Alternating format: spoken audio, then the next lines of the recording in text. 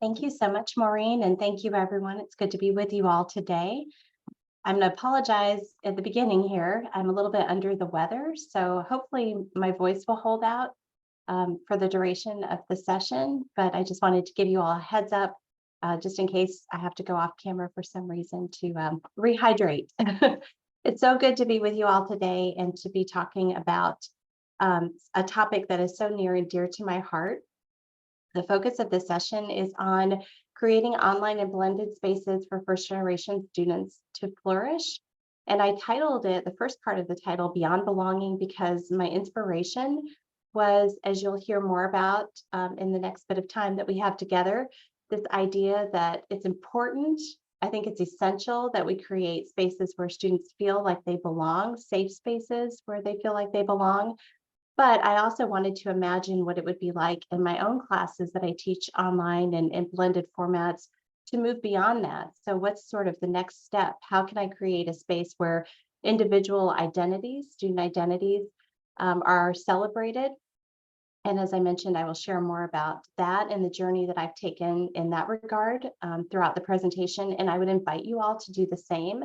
So if there are things that you have done that have worked especially well, I would love to hear about them during the session today. And then, of course, if you have any questions, I would welcome the opportunity to engage with you throughout the presentation. So feel free to put those in the chat, or if you'd like to come on camera and unmute and ask your questions, I would certainly welcome that as well. So my name is Stephanie Foote, and I'm a vice president at the Gardner Institute. It's a nonprofit organization, and I'm also a lecturer at Stony Brook University. Before coming to the Gardner Institute about 5 years ago, I was a professor full-time, and since being at the Gardner Institute, I've taught part-time, both at Stony Brook University, where I've been for a long time teaching online, but also in a local community college here. I'm not presently teaching in the local community college, but it's an area that is also very near and dear to my heart. So I hope to return back to that very soon. I want to begin by expressing my gratitude to all of you. So I appreciate the time and space you all have made today for this presentation. And for those who have just entered the room, I want to repost a link to the resource wakelet that I put together. The wakelet includes a copy of my slides, as well as references and resources to which I will refer in the session, and a lot more. There's so much more that we can't even begin to get to in the limited time that we have together. But again, I want to thank you all so much for this time that you've dedicated to thinking about how we can create these spaces for first generation students. I have some outcomes for us. Here's a little bit of a roadmap for our journey today. The time doesn't match exactly because I like to leave a lot of time throughout the presentation, as I mentioned, for questions. So feel free to ask questions and or share any pedagogical strategies or approaches that you have used, in your own courses that you think are particularly relevant. I want to start today by talking a bit about first generation students. I want to give a disclaimer because one of the things that I really sort of dislike about higher education, and I've always found to be very frustrating, is the way that we look at sort of identity categories as in the monolithic sense. So I'm going to do this myself in a few minutes. But what I want to encourage us to do is to not just refer to students, in terms of these monolithic categories, but to understand the nuances that exist within their own identities and within these identity categories in which we have sort of identified and operate within the context of higher education. For our purposes today, we'll talk in generalities about first generation students, but we'll also begin to parse out some of the differences that exist because the first generation experience is very different and it is nuanced. And there's so many different intersections of identities that have influence on first generation status. And then there are also things like, whether or not a student is coming from a rural community or background, that makes a big difference too, in terms of the first generation-ness and the experience that these students have within our context of higher education. But I want to begin with a quote that was featured in an Inside Higher Ed piece in the fall of 2022. And I really like this quote because it it's from a piece that was written about Paul Quinn College. And you may have heard of Paul Quinn College because they have a very dynamic president. They're doing some things at the college that are incredibly forward thinking and very community based and inspirational. So some of the things that they've done have definitely been a source of inspiration for other institutions and for lots of individuals, including myself. But this quote comes from a piece that focused on the college's approach that they're taking in terms of admission. So the quote, if you're unable to see it, speaks to this idea that we're setting up first generation students to be heroes. A lot of first generation students, people who are first in their families to go to college, feel a sense of responsibility. They feel responsibility to their families and friends, both immediate family, extended family, but also to their communities, because they feel many times like they have been selected. They're the chosen ones, and they have to help their families and communities out of poverty in some cases or other conditions that they may be experiencing. But this isn't something that we would ever expect of other student identities. This isn't something that we would expect for wealthy students to do, to be heroes and save their families and communities. So there's a lot of, pressure already on these students, and then there's a lot of pressure that they put on themselves. The quote, though, is in this piece about Paul Quinn College's approach that they've taken to admission again, and it's a multi-generational approach. So the story tells a story about 400 high school seniors who came to visit the college. They were on a college tour. They were offered on the spot admission to the college, and they had financial aid to support them as well. And they were also offered on the spot admission for 2 of their family members to come to the college with them. So in other words, the college was offering admission to 3 members of each individual family. So the student that was there on the tour, and then 2 of their family members. So it was really an amazing and inspiring story. Again, it's an opportunity to think about a multi-generational approach, acknowledging the pressure that many first generation students feel and that sometimes we put upon them in higher education. So this is really, I think, an important approach and strategy, not one obviously that we can all emulate, but something that could be aspirational in terms of our own thinking, like how can we think more about multi-generational approaches in our work with first generation students. This infographic that you may be able to see on the screen or maybe in the slides that I've posted in the Wakelet also comes from Inside Higher Ed. It's from another piece. And what I love about this is, as I said at the beginning, as we're talking about who first generation students are and how they identify, we're talking to some extent in generalities, but it's also important to acknowledge that there are so many nuances within the experience. The traditional definition of first generation students has been the level 4. So on the right-hand side of the screen on the infographic, you'll see an orange circle, and in it, it says no one in the immediate family or extended family have attended or completed college. So historically, this has been a definition. It's not a definition that every single institution has adopted, but it's generally a definition that is accepted for first generationness. The deal is, for many of us, we come from families with very complex sort of college going experiences.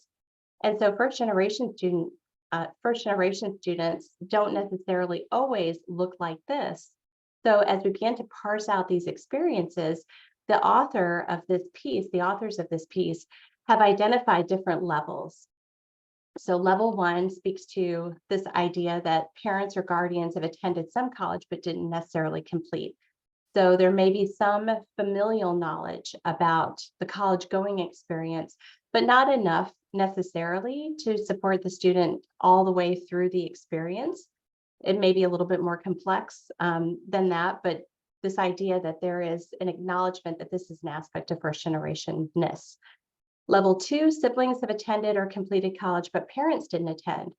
So in my own family, this is something that my brothers experienced, my younger brother experienced. And then later on, my dad did go to college and earned a degree. So our own story and experiences are very different too, in terms of the first generation experience within my family context. And then level 3, extended family or grandparents, aunts, uncles, cousins attended, or completed college, but parents or siblings didn't. So within our familial networks and structures, we have family members who have attended, but we don't necessarily live with those individuals or have ready access to those individuals. So it shows that that there are so many differences. And then when you layer in all the other identities and intersections of identity that exist within these individual students, it creates a very complex picture. So as we're talking about first generation, we have to think about this constellation. So there's a constellation of identity. So there needs to be a constellation of social and emotional and academic sorts of support that's available to students, based on who they are, how they identify, and what their individual needs are. This is not different, though, than the other things that we need to consider about our other students. But I think that there's a lot more for us to learn about first-generationness, and these pieces begin to help us. The Paul Quinn College piece, this example, help us to begin to understand the complexity within these identities. Also, I think that has been very important to me, and this is probably because of my own sort of disciplinary background and training, but this is Yosso's community cultural wealth model. And if you are unfamiliar with it, you may find it inspiring, or maybe you won't. Hopefully you will. I've linked to the full piece and the Wakelet that I've created. I'm going to go ahead and repost the Wakelet here because I know that there are a few folks who joined us after I posted it originally. But Yosso's community cultural wealth model is based on critical race theory, and there are some different forms of capital that she's identified, and they are depicted in the image that's on the screen. In the center is the community cultural wealth, and then from that is aspirational capital, familial capital, social capital, navigational capital, resistant capital, linguistic capital, and cultural capital. So all of these things have an influence on community cultural wealth. And to some extent, there can be a reciprocal relationship between. You can see that there is a two-sided arrow going from community cultural wealth and cultural capital. So they have an influence on each other.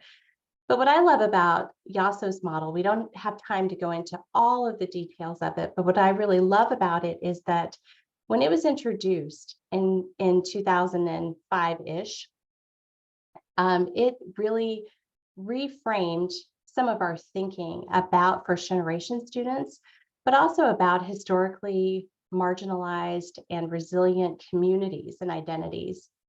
So it helps to push us from what historically has been a deficit frame to more of an assets-based frame. So in Yosso's work, what she encourages us to do is to say, instead of saying that a student lacks something and we need to remediate, we need to help fill in what it is that they're lacking, what is it that we can learn from and celebrate within our communities based on their unique identities, the skills that they bring to our own courses. And for me, I think about how can I design my courses in a way that will allow my students to both continue to be challenged and to grow, but also at the same time preserve aspects of their own personality, identity, their characteristics, so they can continue to bring their humanity to our class, because that's what really makes the learning experience so valuable. It's not that we are all identical, but rather that we are all different, and we have an opportunity to celebrate difference, within the context of our courses. So for me, especially on this slide, I think about navigational capital. So my students oftentimes are very motivated, but they may not necessarily, especially first generation students, they may not necessarily have all of the lingo. They may not know all of the acronyms. They may not know what a registrar's office is or a bursar's office. How can I, within my own courses, design my courses such that students can gain confidence and navigational skills that later they can apply, to other courses that they're taking? So how can I help them to navigate some of the systems that are in place within the institution of higher education, and again, give them confidence and skills that they can apply later on? So I think that this is especially important as we're talking about first generation students. The other thing that I'll mention really quickly is with linguistic capital. One of the things that I have really aspired to do in the course redesign that I've done most recently is to create assignments and activities in my courses where students can talk and write in ways that is accessible to them, but also at the same time learning some of the skills and strategies that will help them to be successful academic writers too. So in the program that I teach in at Stony Brook, I'm largely teaching graduate students right now. And so they have to write, a capstone paper, and they have to be familiar with, APA formatting, and they have to be familiar with academic writing. But there are a lot of things that I can do along the way that help them to develop confidence and skills, even if they're writing in a more informal way, because they're writing more frequently. And it's preserving their linguistic capital, celebrating their linguistic capital, talking about their own academic journey, and then using some of the theories that we learn in the class to dissect that journey and to make meaning of it, of those key or pivotal moments within their journey. So for me, this has been a great source of inspiration, and I'll refer to it in a few different places throughout the presentation, but hopefully you'll find it to be inspiring too as you think about what you might do differently, whether it is in an individual academic course or if it's in a program that you're working with or administering for students. And then next, one of the other things that I've been very inspired by as I think about the significance of and opportunities that we have associated with this idea of creating online and blended spaces for first generation students is gateway courses. And I would imagine that probably many of you in this virtual space teach these courses. Gateway courses are historically foundational. So they may be courses that are developmental, or they may be courses that are, at the 100 or 1000 level. If they're not developmental, they're oftentimes general education or core courses. They are the courses that students take largely in their first and second years at colleges and universities. And then those who transfer sometimes even take them further on into their academic careers. So if they're at a four-year institution, they may still be taking these courses in their junior and senior years. These courses, when we look at the information, the data about student performance in these courses, and this speaks to the work that I do on a regular basis, working with faculty who teach gateway courses, we know that from the data that students who are first generation, who identify as first generation students, that those who do not do well, who are first generation students who don't do well, so they earn less than an A, B, or C in these gateway courses, that they are less likely to persist. So they are more likely to be negatively impacted by the grades of a D, F withdrawal or incomplete in a gateway course than their peers. So when I think about the significance of moving beyond belonging within online and blended courses, it's especially important when these are the foundational courses that we're talking about within the student experience. So thinking about what we can do differently really starts with these courses. How can we redesign these gateway courses in a way that really inspires students and helps them to feel as first generation students that they can be successful within this course and the next course and the next course after that. So the quote that you'll see in the research that's referenced here is also linked in the Wakelet. So if you're interested, you can read more about it. But I would encourage you, especially if you're teaching these courses or if you work with programs that support students that are enrolled in gateway courses, to think about, again, what you might do differently in terms of student success and support from a first generation student perspective.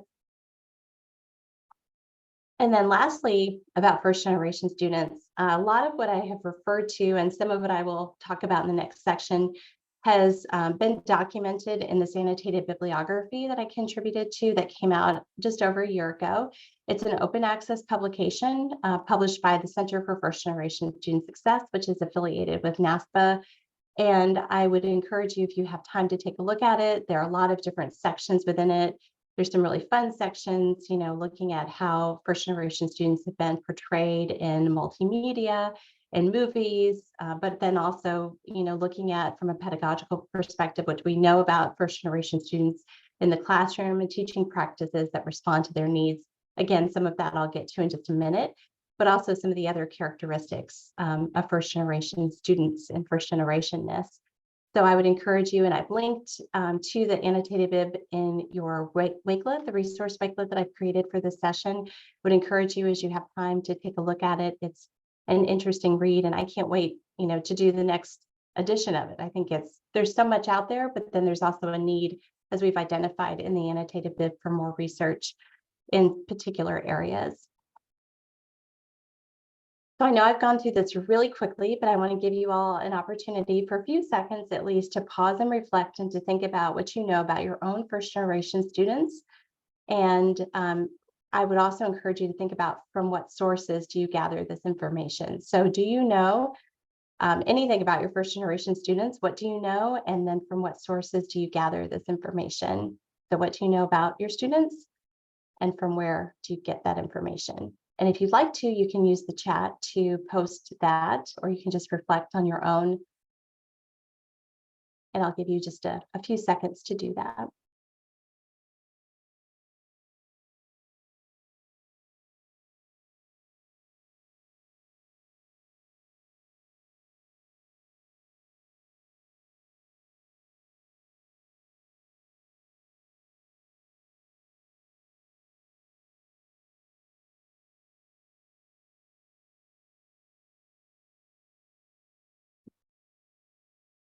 All right, now I want to move into the next section of the session, which focuses on pedagogies and practices.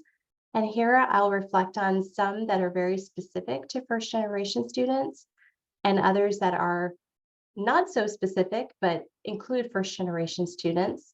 And some of these are also documented in that annotated bibliography that I shared, and then others are from other sources. And they are all practices that I've used in my own courses. And I'll share a little bit about that journey as we talk about some of these specific examples.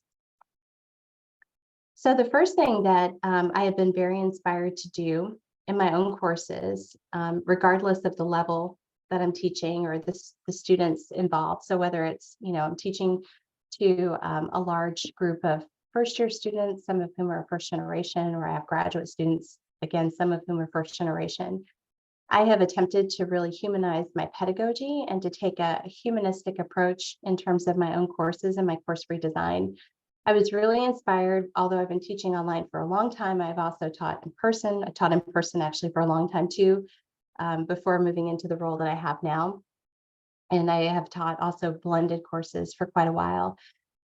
But I realized in the pandemic, although I was teaching, online when a lot of folks were making the pandemic pivot to emergency online teaching and learning, that as I was looking at my own courses and looking at the heroic efforts that many faculty I was working with were taking, to make things work for their students, I realized that there were things within my own courses, although I really value this human-centered, student-centered approach, that were creating barriers between me and my students.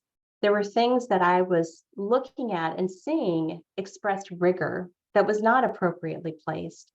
And so I really stepped back, and over a period of 3 years now, I've thought a lot about and have invited others to look at my course to find opportunities to further humanize.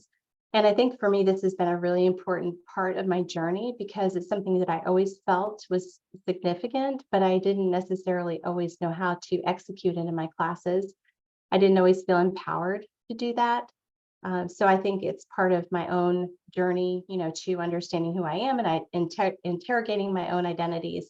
But it's been very inspired by the work that I'm going to share with you next. So Michelle Pacansky-Brock, whose work was referenced on the slide with Hope and Love previously, has been one of the humanizing heroes in my own work, and especially when we talk about online and blended courses, but really her approach is applicable in any mode or modality. So on the screen are some infographics. They're also linked in the Wakelet that I've prepared for you all. And they talk about like how and why to humanize. So what does this look like and what does it mean? But then on the left-hand side of the screen, you'll see that there are some principles for humanizing, and they include trust, presence, awareness, empathy. Now, for me as an online instructor, this wasn't anything that was radically new and different, but I think what her work says to me is that I have to be more intentional. I can't just nod my head and say, yes, I do that, or yes, I believe in that, and I design my courses in this way. I have to hold myself accountable for that.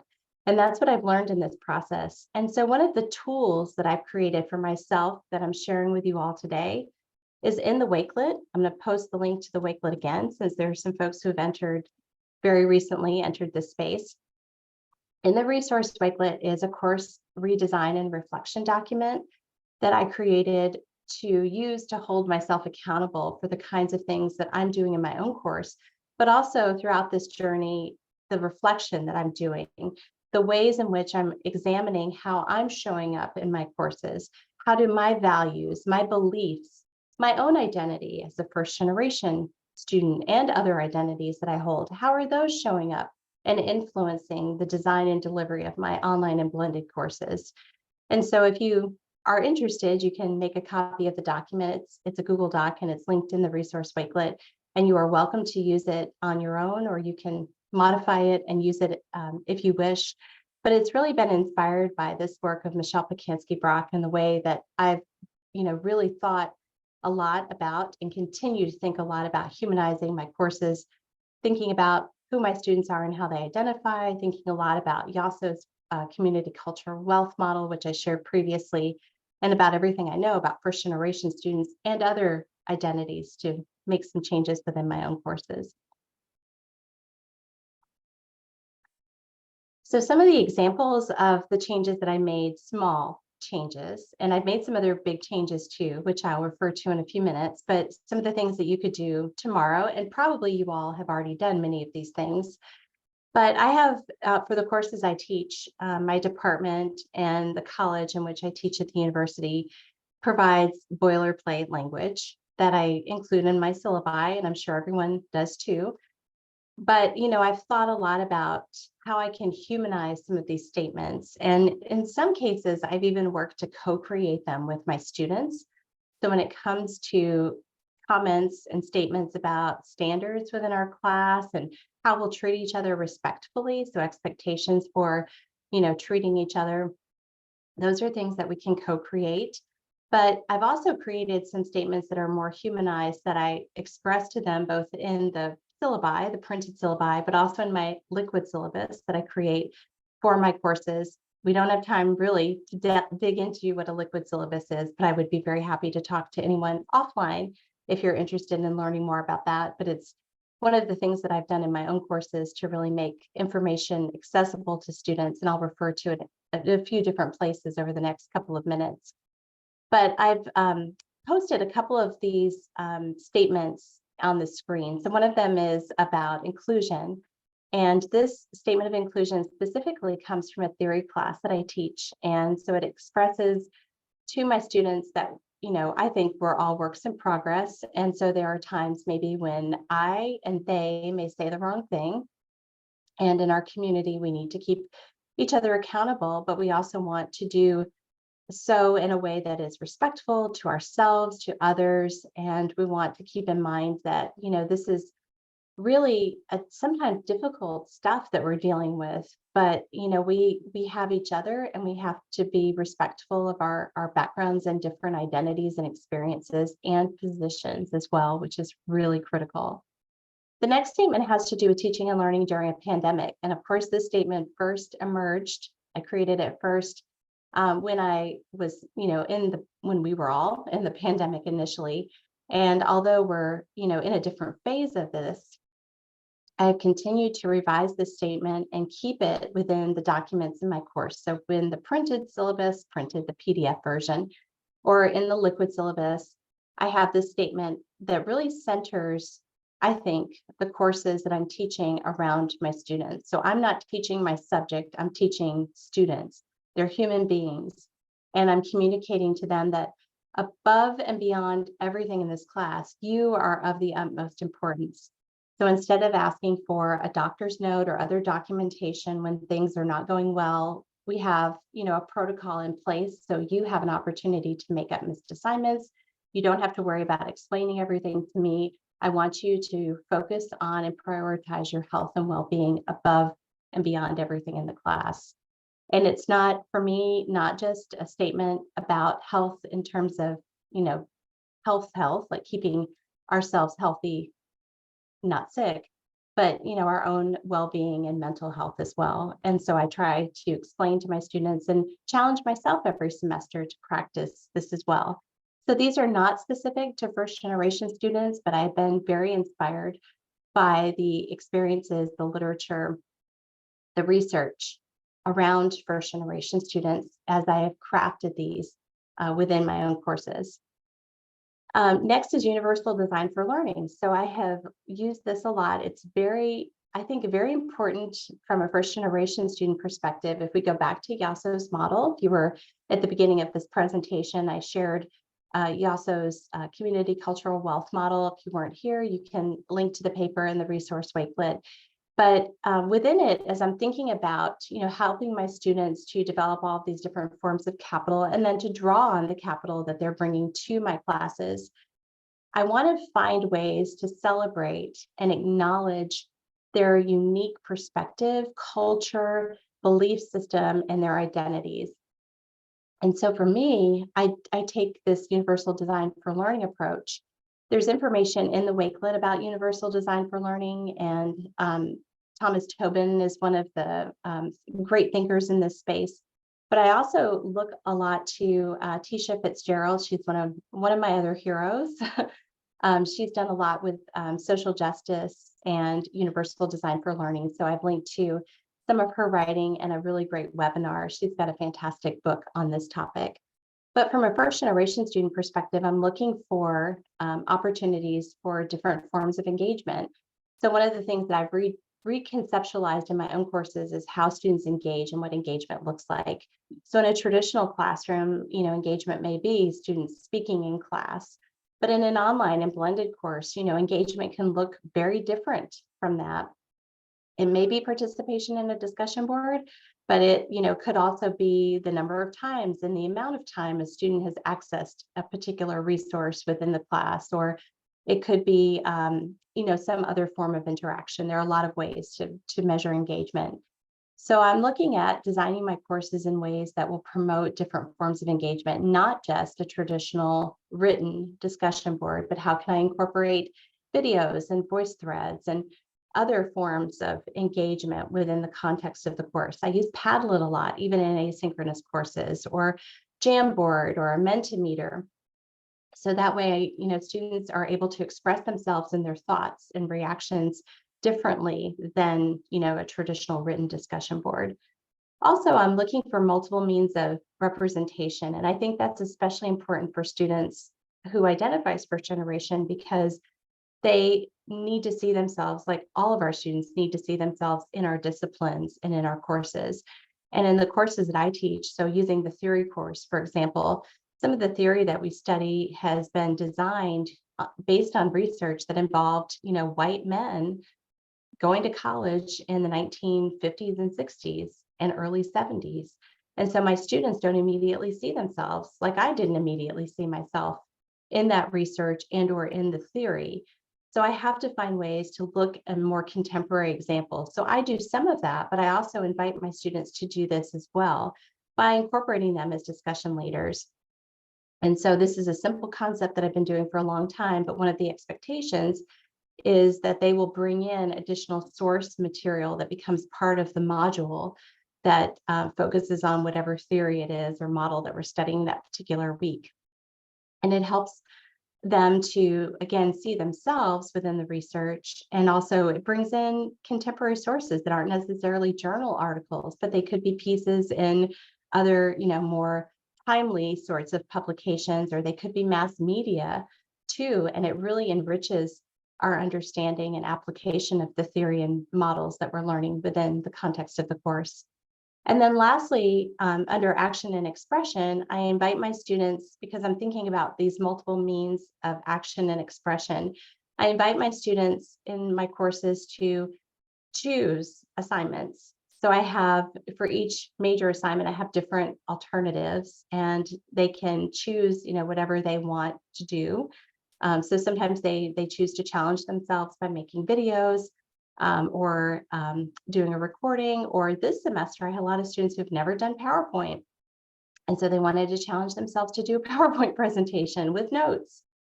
So these are all things that help them to feel comfortable and confident, but at the same time, they feel like they can stretch themselves a bit too.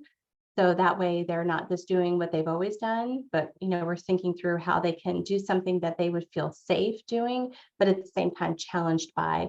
So that's just a very small practice, but something that students have really responded very positively to. The next example, which is probably impossible to read on the screen, but it is linked in the resource wakelet, is a student information sheet. And it's something that I've long done in my classes, but during the pandemic and in these years that we've been dealing with the pandemic, it's taken a different form. So in my classes, I don't necessarily know who my first generation students are unless they disclose that. And in the courses that I teach, oftentimes students will disclose this to me because we study about first generationness. It's one of our topics, as we're looking at student development in the student development theory class that I teach.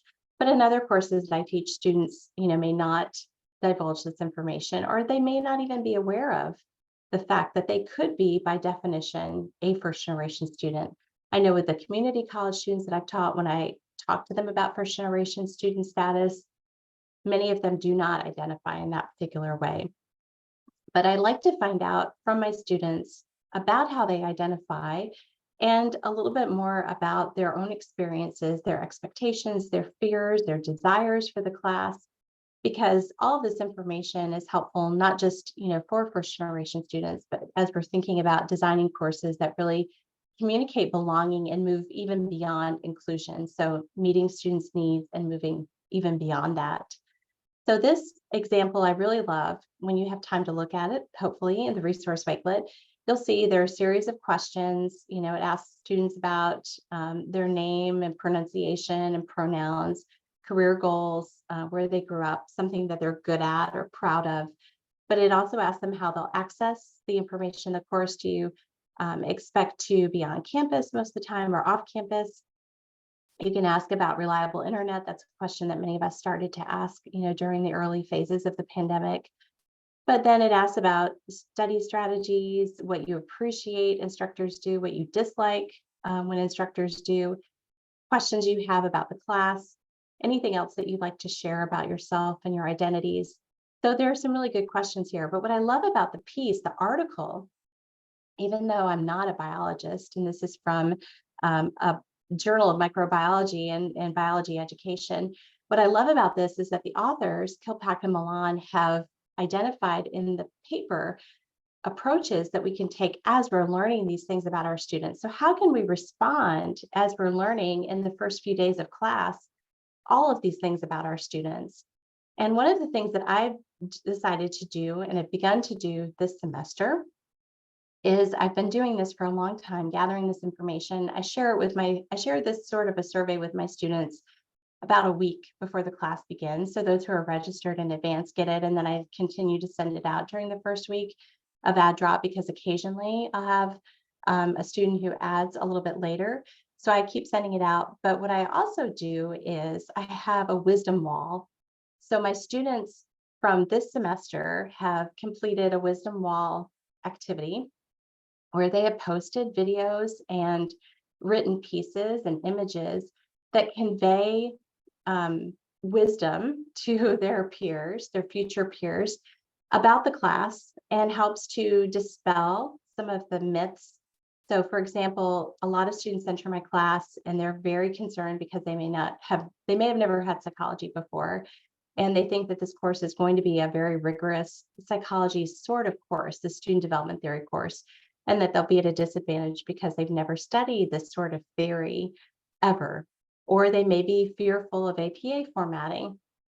And so the wisdom wall is great because it helps students to see from others, I was scared too, but this is how I overcame that. And so with this information sheet, I then share with students as they're submitting those, here's the advice from your peers. And at the same time, I'm looking at opportunities within my own course to embed information that will help them. So they'll be less fearful about APA formatting. I've created lots of resources, curated lots of resources for them on that. If I find out that food security is an issue, I have a lot of food pantry information that I can incorporate into my courses. So there's a lot that we can do from that perspective that doesn't require redesign of our individual courses, but can make a big difference. in terms of student learning and engagement. The next approach I want to mention is focused on research on and involving first-generation students, and it's critical compassionate pedagogy. What I really love about this is that oftentimes the reflection that I would do in my own teaching would really occur. Sometimes it would occur in the moment. So I would leave class, like when I was teaching a face-to-face class, thinking, oh, that went really well, or that went disastrously. And, I would think, oh, well, I'm going to do things differently the next time, or maybe in the next hour when I teach this, this topic again, I'm going to do something a little bit differently. But I really have found in my own practice, thinking about first generation students and other students within my course, that I need to be more disciplined and I need to take a more sort of intentional approach to my own course design and redesign, and that includes my reflection. And so what I love about critical compassionate pedagogy is that it is action oriented. So we are, interrogating and applying what we're learning. So we're questioning, we're observing, and we're applying what we're learning. And it's a frame for us to use. So it encourages us to think about our courses, but also, the systems in which we're operating. So we're looking not only critically at what we're doing, but, we talk about first generation students. Are these students being, are they experiencing disservice in other areas? Are they being marginalized in other areas? So are there things that we can be doing both in our courses and also doing in our institutions, in our departments, to advocate for these students, to help our peers even understand better who these students are and how they identify? And so then how can we use that learning moving forward? So if we move to this idea that there's the framework that we could use. So critical compassionate pedagogy, we can actually put into practice using the compassionate communication framework, which is on the slide as well. We can look at our own observations, feelings, needs, requests, and some examples of this from a first generation perspective. I can observe without judgment, how are my students, especially my first generation students, engaging in class? So what examples do I see? How are they engaging? Are they engaging in ways that are equitable to the other students in the course? Are they engaging less or in different ways? So what does that look like? So I'm observing and I'm not making any judgments. And then moving into feeling, this is where I'm beginning to think about from an instructor's perspective, how do I feel about my students? Am I looking at, from a instructional perspective, am I looking at this from a deficit frame? Am I thinking I need to work harder to help these students to fill the gap? Or are there ways that I can think about, even though I feel challenged, I can be more assets based? So again, going back to Yosso's model. What are the needs? So connecting the feelings and needs that I have. What type of pedagogies can I use in my own courses? And then how can I open up the communication and the request between my students and myself? So how can I ask them probing questions to find out where they're struggling or where they need the most help, instead of just assuming based on their performance that they need help in X or Y, but rather, opening up that communication. So this has been applied, and the article is actually linked in the resource booklet as well, and described in the annotated bibliography with first generation students, but it applies, with all sorts of other populations too. We're nearing the end, but I have two other approaches that I want to just very quickly share that I've used in my own courses. These are focused on first generation students, but they're not intentionally just designed for first generation students. But TILT is something that I've used in my courses, and it's made a huge difference in terms of student questions about assignments and activities, but also student performance. And so the TILT objectives are on the screen. And what I have done is to use this idea of purpose, task, and criteria for success to present all of the activities and assignments in my courses. So I use those to frame every assignment and activity. And then lastly, I use self-regulated learning approaches to help my students, not only first generation students, but help all of my students to be able to approach the kind of thinking and learning that I hope that they will do in my courses. And so this is Zimmerman's self-regulated learning cycle. And there's a reference on the right-hand side to some research involving first-generation STEM students in the use of this approach.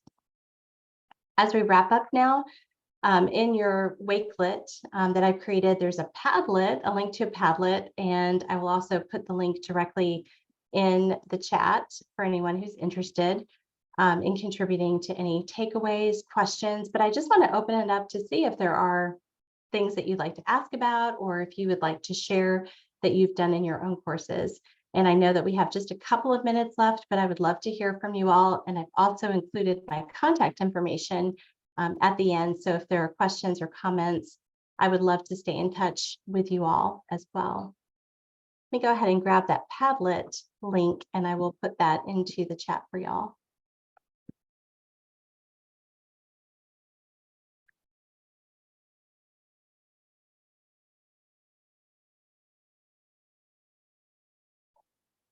And thank you, Karen, for your very kind comments about the presentation.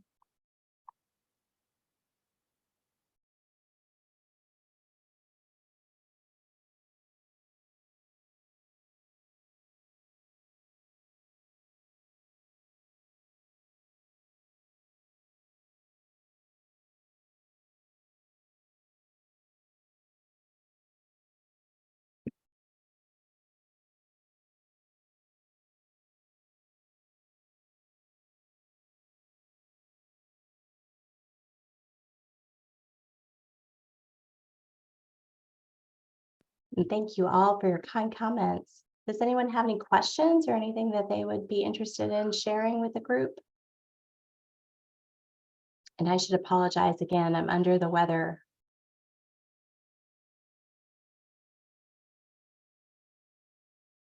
Hello. Hey. Sorry, I was trying to raise my hand, but there you go. There's a hand. Thank you for the presentation. My name is Michael Denze. I teach chemistry and biochemistry in Yakima Valley College. It's my pleasure being here once again. The e-learning consulting has always been a good workshop for me to learn new skills, particularly with regards to the increasing online learning environment because of the lessons of the pandemic. So it's always good to be here. Yeah, thank you for your presentations. I particularly chose this because I just during the pandemic, there was this, how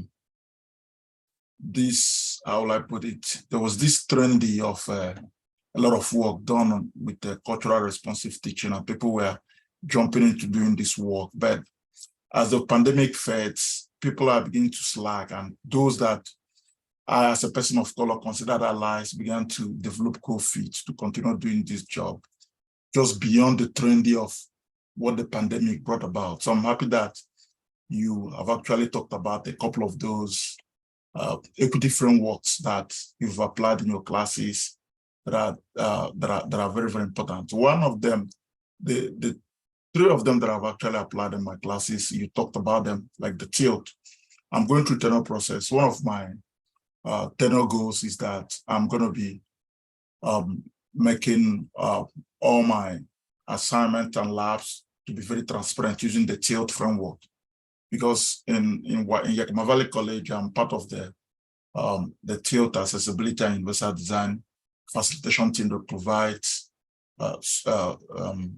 professional development as a cohort model every year for other faculties, because I've actually had a lot of training in those three areas. So part of what I'm doing now is to make sure that every assignment I'm using will be redesigned, will be made transparent using the tilt from the three basic tilt element of purpose, the task, and the criteria for success, and also using the principle of universal design in those pedagogy, while making sure that my work is accessible to the greatest extent, from the Word document accessibility to the presentation accessibility, both the Google slides and the PowerPoint, and then even Canvas Ally. That those things in the next 3 years, I should be able to some extent, get that going. And another thing we're doing in Washington is that I was also a member of the equity team that reviewed what we call the Washington checklist. The Washington checklist is another way. We did what we call the equity review framework for the Washington checklist. The idea there was to make the Canvas checklist to have that equity lens, whereby instructors can also use them to develop online classes that would, be very engaging. We consider the identities of students, particularly in our Washington system of community colleges, and we'll apply those equity frameworks as well. So these are the things I'm doing and the things I'll keep doing moving forward, and to make sure that this work is done and that the trendy of the pandemic will not let the equity work to die, even as we move away from that. Thank you. Thank you so much for sharing. I know that our time is up and we have to end, but I think this has been so inspiring. And, this work really is deep and important and requires a significant commitment on our part, but it can make a difference to our students and to their success. So thank you so much for sharing. I'm so inspired, and I can't wait myself to, learn and apply what I'm learning from all of you and from this conference. Thanks, everyone. So wonderful. Thank you very much. I'm going to end it, but be Stephanie, feel better soon. Bye-bye.